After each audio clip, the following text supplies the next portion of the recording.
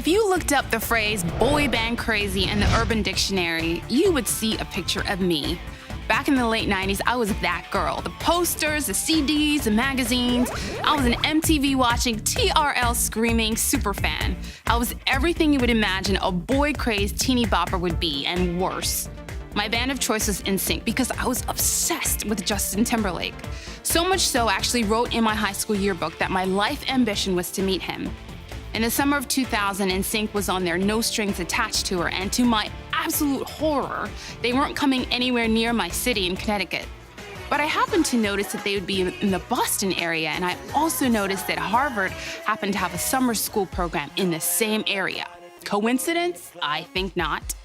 I was accepted into the program and came to Massachusetts just in time for the concert. Even now, looking back, it's kind of amazing to me that my obsession with Justin Timberlake played a part in bringing me into a relationship with my Lord and Savior, Jesus Christ. But that's exactly what happened. Let me explain. I was pretty pleased with how my summer was going and how everything worked out for me to see NSYNC. But one day, I needed to study, so I went into one of the common rooms on the Harvard campus to catch up on some reading, and I noticed the TV was on. So I looked at the screen, and when I realized I was in touch with Charles Stanley, I thought, oh great, another preaching program. Just some background. I grew up in a Christian home and had always believed God existed. But he always seemed so far away to me. God was up there somewhere doing his thing, and I was down here doing mine, and I was fine with that.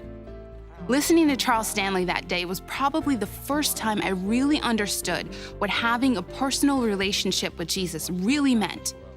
I remember sitting through the whole thing, and at the very end of the program, he gave an invitation to pray the prayer of salvation out loud. So I did. It just made perfect sense to me. I was an imperfect person, yet a perfect God died on the cross for me and cared about me on a personal level. Little did I know the impact one prayer would have on my entire life. It would be way more dramatic if I told you immediately I became a super Christian teenager, but that's not really what happened. There were a lot of bumps and stopping points on my spiritual journey to knowing what it meant to be a committed Christian. But I believe that first prayer with Charles Stanley made me a lot more open to the things God had in store for me. When I was 15, I had so many ideas of what I wanted to do with my life, but honestly, the idea of being involved with a Christian television program was the furthest thing from my mind.